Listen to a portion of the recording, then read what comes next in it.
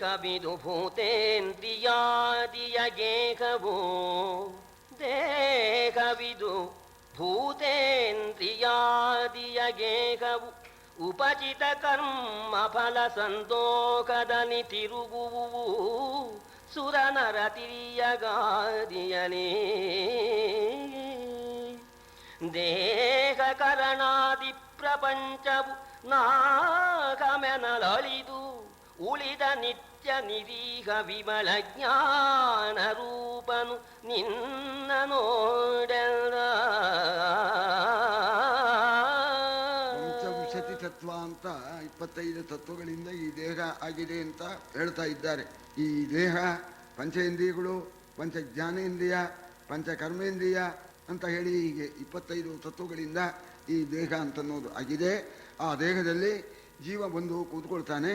ಅನಾದಿಯಿಂದ ಸಂಸಾರ, ಆ ಸಂಸಾರದಿಂದ ಈ ದೇಹ ನಂದು ಅಂತ ಹೇಳಿ ಭಾವಿಸಿಬಿಟ್ಟು ಆ ದೇಹದಿಂದ ಕರ್ಮಾದಿಗಳನ್ನು ಮಾಡ್ತಾನೆ. ವಸ್ತುತಃ ಮಾಡೋನವನಲ್ಲ, ದೇಹನೇ ಮಾಡೋದು. ನಾ ಮಾಡಿದೆ ಅಂತಾನೆ. ಆ ದೇಹ ಮಾಡಿದ್ದನ್ನು ನಾ ಮಾಡಿದೆ ಅಂತ ಹೊತ್ಕೊಳ್ತಾನೆ. ಹೊತ್ಕೊಂಡ ಪಾಪ ಮಾಡಿದೆಯಿಂದ, ಪಾಪ ಕರ್ಮ ಮಾಡಿದೆಯಿಂದ ತಿರುಗಿ ಜನ್ಮ ಬಂತು, ಹೋಗಿ ತಿರುಗ್ತಾನೆ. ಒಳ್ಳೆ ಕರ್ಮ ಮಾಡಿದ ದೇವತೆ ಆಗ್ತಾನೆ. ಎರಡೂ ಮಿಶ್ರವಾಗಿತ್ತು, ಮನುಷ್ಯನಾಗ್ತಾನೆ. ತಿರುಗ್ತಾನೆ. ಇದರಲ್ಲೇ ತಿರುಗೋದು, ನಾನು ನಾನು ನಾ ಮಾಡಿದೆ ಅಂತ. ವಸ್ತುತಃ ದೇಹಕ್ಕೂ ಆತ್ಮನಿಗೂ ಯಾವ ವಿಧವಾದ ಸಂಬಂಧವೂ ಕೂಡ ಇರೋದಿಲ್ಲ. ಈ ದೇಹವೇ ನಮ್ಮದು ಅಲ್ಲ ಅಂತಂದಮೇಲೆ ಈ ಇಂದ್ರಿಯಾದಿಗಳು, ಆ ಇಂದ್ರಿಯಗಳಿಂದ ಉಂಟಾಗ್ತಕ್ಕಂಥ ಸುಖ ದುಃಖಗಳು ನಮಗೆ ಕಾರಣವಿಲ್ಲ. ಆತ್ಮ ಅಂತ ಎಂಬತಕ್ಕಂಥವನು ಆನಂದ ಮೂರ್ತಿ ಕಣಪ್ಪ. ಸತು ಚಿತು ಆನಂದ ಸ್ವರೂಪ ಆ ಪರಮಾತ್ಮ. ಅದನ್ನು ತಿಳ್ಕೋ. ನಿನ್ನ ಕತ್ಲೆ ಮುಗೀತಾ ಬಂತು. ಯಾಕೆ ಯಾವಜ್ಜೀವಂ ಆಯುಧ ಪಿಶಾಚಿಕೆಯ, ಈ ಆಯುಧ ಪಿಶಾಚಿನ ಹಿಡ್ಕೊಂಡು ಯಾಕೆ ಒದ್ದಾಡ್ತೀಯೋ? ಹಾಕೋ ಕೆಳಗೆ. ನಿನ್ನ ಪರಬ್ರಹ್ಮವನ್ನು ಆಶ್ರಯಿಸು, ಯೋಗಾಸಕ್ತನಾಗು.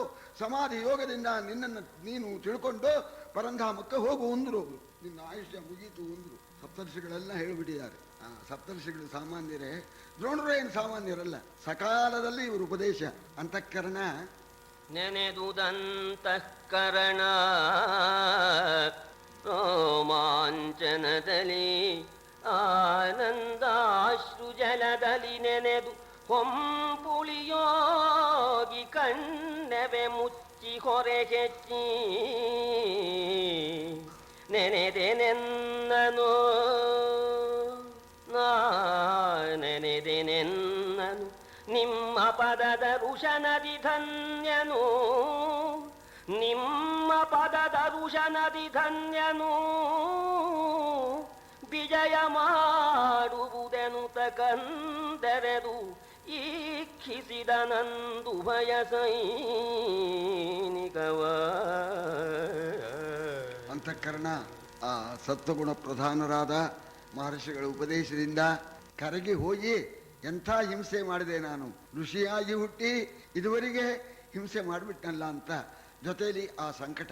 ಆತ್ಮಸ್ವರೂಪ ಜ್ಞಾನ ನಿನ್ನನ್ನು ನೀನು ತಿಳ್ಕೋ ಅಂತಂದಿದ್ರಿಂದ ಆತ್ಮಜ್ಞಾನವು ಉಂಟಾಗಿ ಅದರಿಂದ ಆನಂದ ಉಂಟಾಗಿದೆ. ಆತ್ಮಜ್ಞಾನ, ನಾನು ಯಾರು ಎಂಬತಕ್ಕಂಥ ಆತ್ಮಸ್ವರೂಪ ಜ್ಞಾನದಿಂದ ಆನಂದ ಉಂಟಾಗಿ ರೋಮಾಂಚ ಉಂಟಾಗಿದೆ, ಸಂತೋಷ ಉಂಟಾಗಿದೆ. ಸ್ವಾಮಿ ಧನ್ಯನಾದೆ, ಪರಮೋಪದೇಶ ಮಾಡಿದಿರಿ, ನನ್ನನ್ನು ಉದ್ಧಾರ ಮಾಡಿದಿರಿ, ನೀವು ದಯಮಾಡಿಸಿ. ಬಿಟ್ಬಿಟ್ಟೆ ನಾನು ಇದನ್ನು, ಆಯುಧ ಪಿಶಾಚಿ ಬಿಟ್ಬಿಟ್ಟೆ, ತಾವು ದಯಮಾಡಿಸಿ ಉದ್ಧಾರವಾದೆ ನಾನು ಅಂತ ಸಾಷ್ಟಾಂಗ ನಮಸ್ಕಾರ ಮಾಡಿದ. ಸರಿ ಆಗಲಪ್ಪ ಅಂದ್ರು. ಅವರು ಹೊರಟೋಗ್ಬಿಟ್ರು. ಆ ಕಡೆ ಹೊರಟೋದ್ ಕೂಡಲೇನೆ ನೋಡ್ದ, ಈ ಕಡೆ ನೋಡ್ದ ತಮ್ಮ ಸೈನ್ಯ, ಆ ಕಡೆ ನೋಡ್ದ ಪಾಂಡವರ ಸೈನ್ಯ. ನಾನು ಕೌರವ ಸೈನ್ಯಕ್ಕೆ ಯಜಮಾನ, ಸೇನಾಪತಿ. ಬಂತು ಅಹಂಕಾರ, ಅಭಿಮಾನ ಬಂತು. ತಿರುಗಿದುದು ಮುನಿ ನಿಕರವತ್ತಲೋ ಮರಳಿತೀತನ ಬುದ್ಧಿಯಿತ್ತಲು ತೆರೆಯ ಹಿಡಿದುದು ಮರವೇ ಸಮ್ಯಜ್ಞಾನದೀಧಿತಿಗೆ ಅರಸನನು ಬೆಸಗೊಂಬೆ ತನು ಜನ ಮರಣ ಹುಸಿಯೋ ದಿಟವೋ ತನು ಜನ ಮರಣ ಹುಸಿಯೋ ದಿಟವೋ ಭೀಮನ ಸೊರಗ ನಂಬೆನು ಭೀಮನ ಸೊರಗ ನಾನಂಬೆನೆನುತ್ತ ರಾಯನ ನರಸುತೈತಲ್ಲ. ಆ ಋಷಿಗಳು ಆ ಕಡೆ ಹೋದ್ರು. ಮತ್ತೆ ಆ ದ್ರೋಣರ ಬುದ್ಧಿ ಈ ಕಡೆನೇ ತಿರುಗಿತು. ಸ್ವಾಭಾವಿಕ ಅದು. ಸರಿ, ಆ ಜ್ಞಾನ ಎಂಬತಕ್ಕಂಥ ಆ ಬೆಳಕಿದೆಯಲ್ಲ, ಜ್ಞಾನ ದೀದಿತಿ, ಅದಕ್ಕೆ ಮರವೆ ಎಂಬತಕ್ಕಂಥ ತೆರೆ ಬಿದ್ದುಬಿಡ್ತು. ಈ ಕಸಿವಿಸಿ ಆಗ್ಬಿಡ್ತು. ಮಗನ್ನ ಹೊಡೆದಾಕ್ಬಿಟ್ಟಿದ್ದಾರೆ. ಈಗ ನಾವೇನು ಮಾಡಬೇಕು ಅಂತ ಆ ಜೊತೆಲಿ ಅದು ಒಂದು ಕಸಿವಿಸಿ. ಋಷಿಗಳು ಹೇಳಿದ್ದಾರೆ ಪರಬ್ರಹ್ಮ ತತ್ವ, ಆನಂದ ಸ್ವರೂಪ, ನಾನು ಆ ಕಡೆ ಹೋಗಲೆ, ಮಗನ ಕೊಂದವ್ರನ್ನ ಸೇಡಿ ತೀರಿಸ್ಕೊಳ್ಳೆ, ಏನು ಮಾಡಲಿ ಅಂತ ಮನಸ್ಸಿನಲ್ಲಿ ಕಸಿವಿಸಿ. ಈ ಭೀಮ ಹೇಳಿದಾನೆ ಮಾತು, ಭೀಮನ ಮಾತು ನಂಬೋ ಹಾಗಿಲ್ಲ. ಧರ್ಮರಾಜ ಹೇಳಿದರೆ ನಾವು ನಂಬಬಹುದು. ಆದ್ದರಿಂದ ಧರ್ಮರಾಜ ಎಲ್ಲಿದ್ದಾನೆ ಅಂತ ಧರ್ಮರಾಜನ ಹುಡ್ಕೊಂಡು ಹೊರಟು. ಧರ್ಮರಾಜನ್ನು ಕೇಳ್ತಾರವ್ರು. ಅವರಿಗೆ ಅಷ್ಟು ನಂಬಿಕೆ ಧರ್ಮರಾಜನಲ್ಲಿ. 3 ಲೋಕದ ರಾಜ್ಯ ಕೊಡ್ತೇನೆ ಅಂದರೂ ಕೂಡ, 3 ಲೋಕದ ರಾಜ್ಯ ಪ್ರಾಪ್ತಿ ಆಗೋದಾದರೂ ಕೂಡ ಧರ್ಮರಾಜ ಎಂದು ಸುಳ್ಳಾಡ್ತಕ್ಕವನಲ್ಲ. ಇದೇ ನಂಬಿಕೆ. ಅವರು ಧರ್ಮರಾಜನ್ನ ಕೇಳೋ ಕಾಲಕ್ಕೆ ಯಾಕೆ ಧರ್ಮರಾಜನ ಕೇಳಿದ್ರು ಅಂತ ಧೃತರಾಷ್ಟ್ರ ಅಂತಾನೆ. ಅಷ್ಟು ನಂಬಿಕೆ ಇದೆ ಧರ್ಮರಾಜನಲ್ಲಿ. 3 ಲೋಕದ ರಾಜ್ಯ ನಿನಗೆ ಕೊಡ್ತೇನೆ, ಒಂದು ಸುಳ್ಳು ಹೇಳಪ್ಪ ಅಂದರೆ ಹೇಳ್ತಕ್ಕ ಮನುಷ್ಯನಲ್ಲ ಧರ್ಮರಾಜ. ಆದ್ದರಿಂದ ಧರ್ಮರಾಜನ ಸಮೀಪಕ್ಕೆ ತಮ್ಮ ರಥವನ್ನು ಬಿಟ್ಕೊಂಡು ಬಂದು, ದೂರದಲ್ಲಿ ಧರ್ಮರಾಜ ಇದ್ದಾನೆ, ಕೂಗಿ ಕೇಳ್ತಾ ಇದ್ದಾರೆ, ಧರ್ಮರಾಜ ಎಲೆ ಯುಧಿಷ್ಠಿರ, ನನ್ನ ಸುತನೇ ನಳಿದನೇ ಖುಷಿಯಲ್ಲಲೇ ನಿರ್ಮಲ ವಚೋನಿಧಿ ನೀನು ಹೇಳನನು ಅಸುರಕರನಗುದ ಎಲೆಲೆ ನುಡಿಯ ಪಾಪಿ ಕಡನೊಳಳಿದು ಅಶ್ವತ್ಥಾಮನೆಂಬಕ್ಕಳೆಯ ಕರಿ ಮಾಳವರ ತಟ್ಟಿನೊಳು ಅಂಜಬೇಡೆಂದ. ಧರ್ಮರಾಜ, ನನ್ನ ಮಗ ಸತ್ತೋಗಿದ್ದಾನೆಯೇ? ಅದು ಸುಳ್ಳೇ? ಸತ್ತೋಗಿರ್ತಕ್ಕಂಥದ್ದು ಸುಳ್ಳಲ್ಲವೇ? ನಿಜವೇ? ಹೇಳು. ನೀನು ಸುಳ್ಳಾಡ್ತಕ್ಕವನಲ್ಲ. ಹೇಳು, ನನ್ನ ಮಗ ಹೋಗಿದ್ದಾನೆಯೇ, ಇದ್ದಾನೆ ಹೇಳು ಅಂತ ಇದ್ದಾನೆ. ಧರ್ಮರಾಜ ಹೇಳಿಬಿಡ್ಬೇಕು. ಅಷ್ಟರಲ್ಲಿ ಕೃಷ್ಣ ನಗುತ್ತಾ ಹೇಳ್ತಾ ಇದ್ದಾನೆ, ಧರ್ಮರಾಜ ಕಾಪಾಡೋ, ಎಲ್ಲ ಸತ್ತೋಗ್ಬಿಡ್ತಾ ಕಣೋ, ಸ್ವಲ್ಪ ದಯ ಮಾಡಪ್ಪ, ನಮ್ಮನ್ನು ಕಾಪಾಡಪ್ಪ. ದ್ರೋಣರು ಇವತ್ತೆಲ್ಲರೂ ಬಲಿ ಆಗ್ತಾ ಇದ್ದಾರೆ, ಅಷ್ಟೇನೋ ಸತ್ತೋಗ್ಬೇಕು ಅಂತ ಮಾಡಿದೀಯೇನೋ? ಧರ್ಮರಾಜ ಹೇಳೋ, ಬಂದಾವರ್ತಿ ಹೇಳಪ್ಪ. ಇದು ಈ ರೀತಿ ನೀನು ಸುಳ್ಳು ಹೇಳಿದ್ರು ಕೂಡ ಕೆಲವು ಸಂದರ್ಭದಲ್ಲಿ ಪ್ರಾಣಿಗಳ ಹತ್ಯ ನಾಶ ಆಗ್ತಕ್ಕಂತಹ ಸಂದರ್ಭದಲ್ಲಿ ಸುಳ್ಳು ಆಡಿದರೆ ಅದು ನಿಜಕ್ಕಿಂತ ಶ್ರೇಷ್ಠ ಅಂತ ಹೇಳಿ ಹೇಳ್ತಾರೆ. ಸುಳ್ಳು ಆಡಿದಿಂದ ಉಂಟಾಗತಕ್ಕಂತಹ ಪಾಪ ನಿನಗೆ ಘಟಿಸೋದಿಲ್ಲ. ಯಾಕೆಂದ್ರೆ ಇನ್ನೂ 2-3 ಗಂಟೆ ಕಾಲ ಇದೆ. ದ್ರೋಣಾಚಾರ್ಯರು ಈ ಸಂವತ್ಸರನ್ನು ಬಲಿ ಹಾಕಿಬಿಡ್ತಾರೆ. ಈಗ ಅವರ ಕೈಯಿನ ಬಿಲ್ಲು ಬಾಣ ಕೆಳಗೆ ಹಾಕೋ ಹಾಗೆ ಏರ್ಪಾಟ್ ಮಾಡದೇ ಇದ್ರೆ ಇಷ್ಟೂ ಜನ ಸತ್ತೋಗ್ಬಿಡ್ತಾರೆ. ಕಾಪಾಡೋ ಧರ್ಮರಾಜ, ನಾ ಬೇಡ್ಕೊಳ್ತೇನೆ ಕಣೋ, ಕಾಪಾಡೋ. ಇಷ್ಟರ ಮೇಲೆ ನಿಮ್ಮ ಭೀಮ ಆ ಮಾಡವರ ಕಡೆ ಇಂದ್ರವರ್ಮನ ಆ ಅಶ್ವತ್ಥಾಮ ಅನ್ನೋ ಆನೆ ಹೊಡೆದಿದ್ದಾನೆ, ಅದೇ ಒಂದು ನೆವ ಹೇಳು ಅಂತ ಕೃಷ್ಣನು ಅಂತ ಇದ್ದಾನೆ. ಏನ್ರಿ ಮಾಡ್ಬೇಕು ಧರ್ಮರಾಜ? ಆ ಧರ್ಮರಾಜನಿಗೆ ಕಸಿವಿಸಿ ಆಗ್ತಾ ಇದೆ. ಅಲ್ಲಿ ನೋಡಿದ್ರೆ ಗುರುಗಳು ನಿನ್ನ ಮಾತಿನಲ್ಲಿ ನಂಬಿಕೆ ಇದೆ ಹೇಳೋ ಧರ್ಮರಾಜ ಅಂತಾರೆ. ಅಂಥವರಿಗೆ ಮೋಸ ಮಾಡ್ಲೇ ಅಂತ ಒಂದ್ ಕಡೆ ಸಂಕಟ, ಇನ್ನೊಂದ್ ಕಡೆಯಲ್ಲಿ ಕೃಷ್ಣ ನೋಡೋ ಹೋಗ್ಬಿಡ್ತಾರೆ ಕಣೋ, ಎಲ್ಲ ಸತ್ತೋಗ್ಬಿಡ್ತಾರೆ, ಬೇಡ್ಕೊಳ್ತೇನೆ ಕಣೋ ಧರ್ಮರಾಜ, ಸತ್ತೋಗಿರೋ ಆನೆ ಸತ್ತೋಗಿದೆ ಹೇಳೋ, ಅದಾರು ಹೇಳೋ ಅಂತ ಇವು ಕೃಷ್ಣ ಅಂತ ಇದ್ದಾನೆ. ಇದು ಯಾವತ್ತೂ ಕೂಡ ಭಾವಿತ್ವಾತ್ ಅಂತ ಒಂದು ಭವಿಷ್ಯತ್ತು ಅದು ಹೀಗಾಗಬೇಕು ಅಂತ ಇದೆ. ಅದಕ್ಕೆ ತಕ್ಕ ಹಾಗೇನೆ ಮನುಷ್ಯನ ಬುದ್ಧಿಗಳು ಪ್ರೇರಣೆ ಆಗುತ್ತೆ. ಭಗವಂತ ಹಾಗಂತ ಇದ್ದಾನೆ, ಜನ ಎಲ್ಲ ಹೋಗ್ತಾರೆ ಅಂತಾನೆ. ಆ ಕಡೆ ಸಂಕಟ, ಈ ಕಡೆ ಸಂಕಟ. ಸರಿ, ಆನೆ ಸತ್ತಿದ್ದು ನಿಜ, ಆದ್ರಿಂದ ಆನೆ ಸತ್ತೋಯ್ತು ಅಂತ ಹೇಳ್ತೇನೆ ಅಂತ ಆ ಧರ್ಮರಾಜ ಹೇಳ್ತಾನೆ. ಈಗ ಆದರಶ್ವತ್ಥಾಮ ಗಜ ಬಿದಿರಾದುದು ಅಳಿದುದು ದಿಟವೆನಲು ಬಿಸುಸುಯಿದನು ಅರಸನ ನುಡಿಗೆ ನಂಬಿದನು ಅಕಟ ಮಗನೆನುತ ಕೈದು ಕೈಯಲಿ ಜಾರೆ ಝೋಂಪಿಸಿ ಖೇದದಲ್ಲಿ ಕಾತರಿಸಿ ಚಿತ್ತ ವಿಭೇದದಲ್ಲಿ ಕಳವಳಿಸಿ ಕರೆದನು ರೋಷ ತಾಮಸವ. ಅಶ್ವತ್ಥಾಮ ಹತ ಇತಿ ಪೃಥಾ ಸೂನುನ ಸ್ಪಷ್ಟ ಮುಕ್ತ್ವಾ ಸ್ವೈರಂ ಶೇತೆ ಗಜ ಇತಿ ವ್ಯಾಹೃತಂ ಸತ್ಯವಾಚ. ಇದೇ ಮಾತನ್ನ ವೇಣಿ ಸಂಹಾರಕಾರ ಹೇಳ್ತಾ ಇದ್ದಾನೆ. ಧರ್ಮರಾಜ ಒಂದು ಬುದ್ಧಿವಂತಿಕೆ ಮಾಡ್ದ. ಅಶ್ವತ್ಥಾಮ ಹತಃ ಅಂತ ಗಟ್ಟಿಯಾಗಿ ದ್ರೋಣರ ಕಿವಿಗೆ ಬೀಳೋ ಹಾಗೆ ಹೇಳಿ ಕುಂಜರ ಅಂತ ಮೆಲ್ಲಗಂದ. ಅವ್ರಿಗೆ ಕೇಳಿದ ಹಾಗೆ. ಇದಕ್ಕೆ ಕೆಲವರು ಅಂತಾರೆ, ಇದೊಂದು ಸುಮ್ಮನೆ ದಂತಕಥೆ ಹೇಳ್ತಾರೆ. ಅಶ್ವತ್ಥಾಮ ಹತಕ್ಕುಂಜರ, ಪಾಪ ಕೃಷ್ಣನ ಮೇಲೆ ಹಾಕೋಕೆ ದೋಷನ. ಅಶ್ವತ್ಥಾಮ ಹತಕ್ಕುಂಜರ ಅಂತ ಧರ್ಮರಾಜ ಗಟ್ಟಿಯಾಗಿ ಕೂಗುದ. ಆ ಹತಃ ಅಂತ ಆದ ಕೂಡಲೇ ಕೃಷ್ಣ ಶಂಕ ಓದ್ಬಿಟ್ಟ, ಕುಂಜರ ಹಾಗೆ ಕೇಳಿಸ್ಲಿಲ್ಲ ಅಂತ. ಅದೇ ಪಾಪ ಕೃಷ್ಣನಿಗೆ ಒಂದಿರಲಿ ಅಂತ ಅದೇ ಕೇಳಬೇಕು ಇರ್ತಕ್ಕಂಥದ್ದು. ಹಾಗೆ ಒಂದು ಬುದ್ಧಿವಂತಿಕೆ ಮಾಡ್ದ. ಕಸಿವಿಸಿ ಆಗಿತ್ತು ಮನಸ್ಸು. ಆನೆ ಸತ್ತಿರೋದು ನಿಜ. ಅಶ್ವತ್ಥಾಮ ಹತಃ ಕುಂಜರ ಅಂತ ಮೇಲೆ ಕೇಳ್ತೀನಿ, ಅದಕ್ಕೆ ಅವ್ರು ಕೇಳಿದ ಹಾಗೆ ಆಗಲಿ, ಅದರಿಂದ ಆಗೋದು ಅಂತ ಇಷ್ಟು ಅಂದ್ಬಿಟ್ಟ ಸ್ವಾಮಿ. ಏನು ಹೇಳೋ ಸಂಜೆ ಹೇಳ್ತಾ ಇದ್ದಾನೆ ಧೃತರಾಷ್ಟ್ರ ಅಂಥ ಮಹಾನುಭಾವ ಧರ್ಮರಾಜ. ಅದುವರೆಗೆ ಒಂದು ಸುಳ್ಳಾಡಿದವನಲ್ಲ. ಈಗ ಕೃಷ್ಣನ ಆ ಪ್ರೇರಣೆ, ಆ ಸಂಕಟ, ಆ ಕಸಿವಿಸಿ ಹೇಳಿಬಿಟ್ಟ. ಅದು ನಿಜವೇ, ಸುಳ್ಳಿನ ಜೊತೆ ನಿಜ. ಇದು ಕೆಲವು ಉದ್ದೇಶ ತಪ್ಪುತ್ತಾನೆ ಅಲ್ಲಿ. ಉದ್ದೇಶ ಅಶ್ವತ್ಥಾಮ ಹತಃ ಅಂತ ಅದು ಉದ್ದೇಶ ಹಂಗೆ ತಿಳ್ಕೊಳ್ಳಿ ಅಂತ ಉದ್ದೇಶಕ್ಕೆ ಕೆಲವು ಇದೆ. ಅದು ಕೂಡ ಪಾಪಕ್ಕೆ ಕಾರಣವಾಗತ್ತೆ. ಅಂಥ ಧರ್ಮರಾಜನ ರಥ 15 ದಿವಸ ರಣಭೂಮಿಯಲ್ಲಿ 4 ಅಂಗುಲ ಮೇಲೆ ಹೋಗ್ತಾ ಇತ್ತಂತೆ ಧರ್ಮರಾಜನ ತೇರು. ಈ ಮಾತು ಹೇಳ್ದ ಅಶ್ವತ್ಥಾಮ ಹತಃ ಅಂತ ಗಟ್ಟಿಯಾಗಿ ಹೇಳಿ ಮೆಲ್ಲಗೆ ಕುಂಜರಹ ಅಂತಂದ. ಇಳಿದು ಬಿಡ್ತು ರಥ ನೆಲದ ಮೇಲಕ್ಕೆ. ಅಲ್ಲೇ ಫಲ ತೋರಿಸಿಬಿಡ್ತು ಅಂತ ಆ ಮಾತು ಕಿವಿಗೆ ಬಿತ್ತು. ಧರ್ಮರಾಜ ಸುಳ್ಳಾಡೋದಿಲ್ಲ. ಅಶ್ವತ್ಥಾಮ ಹೋಗ್ಬಿಟ್ಟೇನೋ ಮಗನೇ, ಕರ್ಣ ಹೋಗ್ಬಿಟ್ಟೇನಪ್ಪ ಅಶ್ವತ್ಥಾಮ ಅಂತ ಮೂರ್ಛೆ ಬಿದ್ರು ದ್ರೋಣಾಚಾರ್ಯ. ಮಗನ ಮೇಲೆ ಒಬ್ಬನೇ ಮಗ. ಸರಿ, ಮಗ ಹೋಗ್ತಾನೆ ಬಿಡ್ತಾನೆ ವಿಚಾರ ಇಲ್ಲ. ಧರ್ಮರಾಜನ ಬಾಯಲ್ಲಿ ಬಂದು ಹೋಗಿದೆ ಅಶ್ವತ್ಥಾಮ ಹತಃ ಅಂತ, ಸತ್ತೋಗಿದ್ದಾನೆ ಅಂತ ಹೇಳಿ ಸಂಕಟಪಟ್ಟು ಹೊರಲಾಡಿ ಎಚ್ಚರ ಹೋಗ್ಬಿಟ್ಟಿದೆ. ಅಳ್ತಾ ಇದ್ದಾರೆ, ಏನು ತೋಚ್ತಾ ಇಲ್ಲ. ಕೈಯಿಂದ ತಾನೇ ಬಿಲ್ಲು ಕೆಳಗೆ ಬಿದ್ದೋಗ್ಬಿಟ್ಟಿದೆ. ಅಶ್ವತ್ಥಾಮ ಹೋದ ಅಂತ ಹೇಳಿ ಮತ್ತೆ ಎಚ್ಚರವಾಯಿತು. ಎಲ್ಲ ನನ್ನ ಮಗನ್ನ ಕೊಂದರೆ ಪಾಂಡವರನ್ನು ಪೂರೈಸ್ಬಿಡ್ತೇನೆ. ತಿರುಗಿಬಿಡ್ತು. ಹೀಗೆ ನೋಡಿ, ಹಿಂಗೂ ತಿರುಗುತ್ತೆ ಹಾಗೂ ತಿರುಗುತ್ತೆ.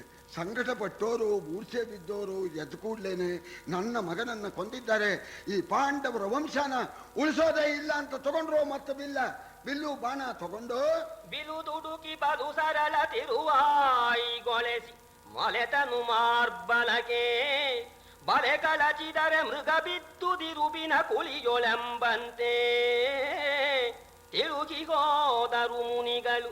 ಈತನ ತಿಳಿವು ತೊಟ್ಟುದು ಮರವೆಯನು ಮುಂಕೊಲಿಸಿ ಮೊಗೆದನು ಮತ್ತೆ ಪಾಂಡವ ಸೈನ್ಯ ಸಾಗರವ. ಬಿದ್ದೋಗಿರ್ತಕ್ಕಂಥ ಆ ಬಿಲ್ಲು ಬಾಣ ತಗೊಂಡ್ಬಿಟ್ರು ಅಂತ ಇಲ್ಲಿ ಕುಮಾರವ್ಯಾಸನ ಉಪಮಾನ ನೀವು ನೋಡ್ಬೇಕು. ಒಂದು ಜಿಂಕೆ ಬಲೆ ಒಳಗೆ ಸಿಕ್ಕೊಂಬಿಟ್ಟಿತ್ತು. ಅಯ್ಯೋ ಪಾಪ ಒದ್ದಾಡುತ್ತೆ, ಬಲೆ ಒಳಗೆ ಸಿಕ್ಕೊಂಡಿದೆ, ಬಿಡಿಸಿದ್ರೆ ಅದು ಓಡಿ ಹೋಗ್ಬೇಕೋ ಕಾಡಿಗೆ. ಅಲ್ಲೊಂದು ಗುಣಿ ಹೊಡೆದಿದ್ರು, ಹೋಗಿ ಅಲ್ಲಿ ಬೆದ್ದತ್ತೆ.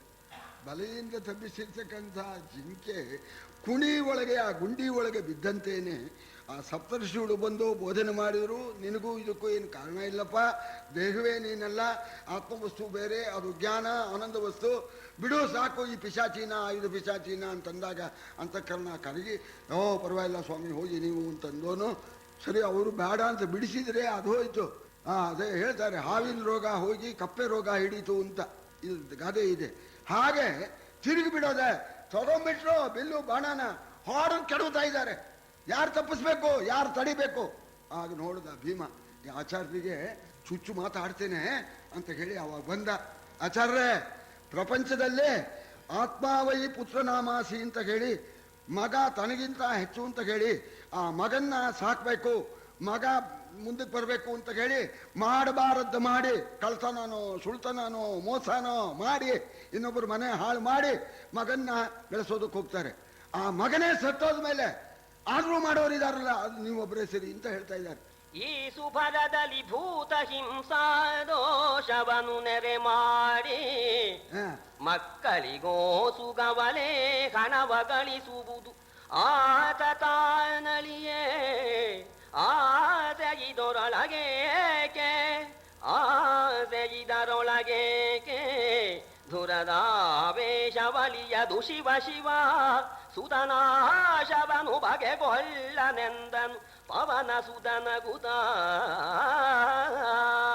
ಭೂತ ಹಿಂಸೆ ಪ್ರಾಣಿ ಹಿಂಸೆ ಮಾಡೋದು ಯಾತಕ್ಕೆ? ಮಗ ಅಂತ ಅಂತ ಮಗನೇ ಸತ್ತ ಅಂತಂದ್ರು ಕೂಡ ಈ ದ್ರೋಣಾಚಾರ್ಯರಿಗೆ ಅದೇನು ಆಸೆ ಬಂದಿದೆಯೋ, ಏನು ಬೆಳೆ ಬಡ್ಕೊಂಡಿದಾನೋ ಅವನು ಮುದುಕ, ಮಗ ಸತ್ತಿದ್ದಾನೆ, ಏನು ಇನ್ನು ಕೊಳ್ಳೆ ಹೊಡ್ಕೋಬೇಕು, ಐಶ್ವರ್ಯ ಸಂಪಾದನೆ ಮಾಡಬೇಕು ಅಂತ ನಾಚಿಕೆ ಆಗೋಲ್ಲೆ. ನನ್ನಂಥವ್ರಾಗಿದ್ದರೆ ಆ ಕೊಳ್ಳೆ ಪ್ರಾಣ ಕಳ್ಕೊಳ್ಳೋರು, ಮತ್ತೆ ಹೊಡೆಯೋಕೆ ಬರ್ತಾನೆ ನಾಚಿಕೆ ಇಲ್ದೇ ಇರೋ ಮುದುಕ ಅಂದ್ಬಿಟ್ಟ ಭೀಮ. ಅಲ್ಲಿಗೆ ಶಾಕ್ ಹೊಡೆದು ಬಿಡ್ತು. ಹೌದು ಸರಿ, ಭೀಮ ಹೇಳಿದ್ದು ಅಲ್ಲ ಅಂತ ಮಗನ ಕಳ್ಕೊಂಡು ಇನ್ನೂ ನಾನು ಹೀಗೆ ಮಾಡ್ತೇನಲ್ಲ ಅಂತ ಆ ಕ್ಷಣವೇನೆ ವೈರಾಗ್ಯ ಬಂದ್ಬಿಡ್ತು. ಇನ್ನೊಂದ್ಸಲ ಅನ್ಬೇಕಾಯ್ತು ಭೀಮ, ಅಷ್ಟು ತಾಮಸ ಇತ್ತು. ಇನ್ನೊಂದ್ಸಲ ಚೆನ್ನಾಗೇ ಅಂದ್ಬಿಟ್ಟ, ಚುಚ್ಚು ಮಾತಾಡ್ಬಿಟ್ಟ. ಸರಿ, ಆಗ ಬೇಜಾರಾಗಿ ಬಿಲ್ಲು ಬಾಣವನ್ನ ಒಗೆದು ಬಿಡ್ತಾರೆ. ಕೇಳಿದನು ಕಡು ನೊಂದನು, ಇದ ಕೇಳಿದನು ಕಡು ನೊಂದನು, ಅಡಿಗಡಿಗಾಲಿ ನೀರೇರಿದವು, ಕೈಯಲ್ಲಿ ಕೋಲು ಬಿಲು ಸಡಲಿದವು, ಸಾಕಿದೆ ಕವೇಗೆನುದ ಮೇಲುದು ಗುಡವ ಮೊಗೆದು ಬೇಲುದು ಗುಡದ ಮೊಗದಲ್ಲಿ ಅವನಿ ಪಾಲಕನ್ನ ಕೃಪಾದಿ ಭಟರಿಗೆ ಹೇಳಿದನು, ಮಗನಳಿದನು ಎನ್ನ ಮಗನಳಿದನು ಅಸ್ತ್ರತ್ಯಾಗ ತನಗೆಂದು. ಬಹಳ ಸಕಟವಾಗಿ ಬಿಡ್ತಾವ. ಭೀಮ ಹೇಳಿದ ಮಾತು ಕಣ್ಣಿಗೆ ಕಟ್ಟಿದ ಹಾಗಾಗಿ ಮಗ ಹೋದ ಅನ್ನೋದು ಮತ್ತೆ ಗೊತ್ತಾಗಿ ಕಣ್ಣಲ್ಲಿ ನೀರು ತುಂಬ್ಕೊಂಡ್ಬಿಡ್ತು. ಛೇ, ಏನು ಕೆಲಸ ಮಾಡ್ತಾ ಇದ್ದೇನೆ ಅಂತ ಮಗ ಹೋದ ಮೇಲೆ ನಾ ಯಾಕಿರಲಿ, ಸಪ್ತರ್ಷಿಗಳು ಬಂದು ಉಪದೇಶ ಕೊಟ್ಟಿದ್ದಾರೆ, ಆತ್ಮೋದ್ಧಾರ ಮಾಡ್ಕೋಬೇಕು, ಸಾಕು ಇನ್ನು ಅಂತ ಹೇಳಿ ಆ ಕೂಡಲೇ ಬಿಲ್ಲು ಬಾಣವನ್ನು ಎಸ್ತೋರು ಒಂದು ಅಧಿಕಾರದಲ್ಲಿ ಇರ್ತಕ್ಕವರು ರಾಜೀನಾಮೆ ಕೊಡಬೇಕಾದ್ರೆ ಇನ್ನೊಬ್ಬರಿಗೆ ಚಾರ್ಜ್ ಕೊಟ್ಟು ತಾನೇ ಮಾಡಬೇಕು. ನಾವು ಹೋಗ್ಬಿಡ್ತೀನಿ ಅಂದ್ಬಿಟ್ರೆ ನಿನಗಿಲ್ಲದೆ ಇರ್ಬೋದು, ಅಧಿಕಾರ ಅಂದರೆ ಅಧಿಕಾರಕ್ಕೆ ತಕ್ಕಾಗಿ ನಡೀಬೇಕು, ರಾಜೀನಾಮೆ ಕೊಡಬೇಕಲ್ಲ. ಕೂಗಿದ್ರು ಕೃಪಾಚಾರ್ಯರನ್ನ, ದುರ್ಯೋಧನನ್ನ ಕೂಗಿದ್ರು.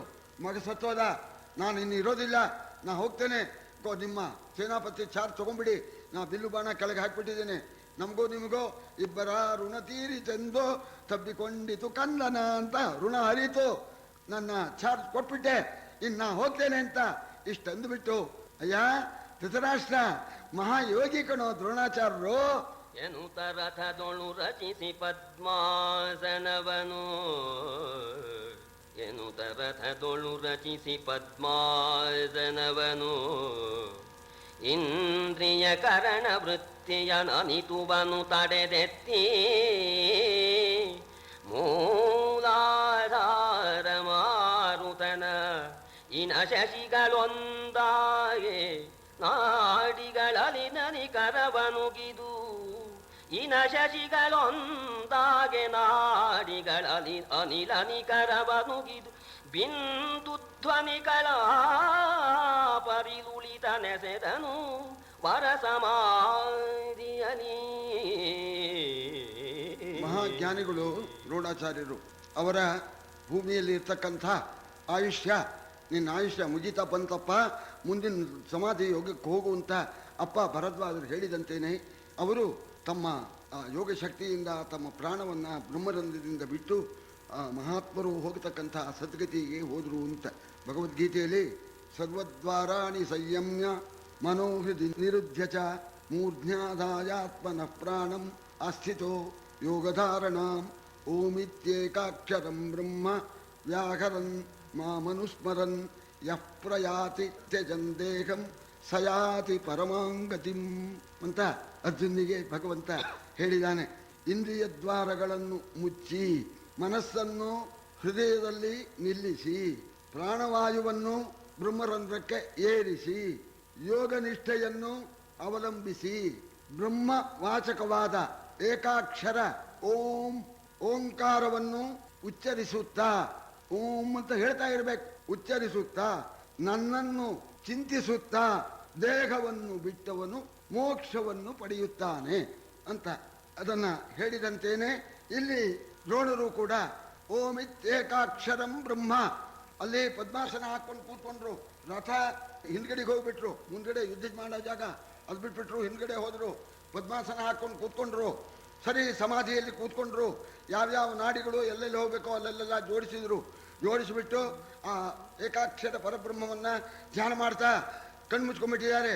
ಕಣ್ಮುಚ್ಕೊಂಡು ಧ್ಯಾನ ಮಾಡ್ತಾ ಪರಮಾತ್ಮನಲ್ಲೇ ಲೀನವಾಗಿಬಿಟ್ಟಿದ್ದಾರೆ. ಆ ಬ್ರಹ್ಮ ರಂಧ್ರದಿಂದ ಪ್ರಾಣವನ್ನು ಬಿಟ್ಬಿಟ್ರು.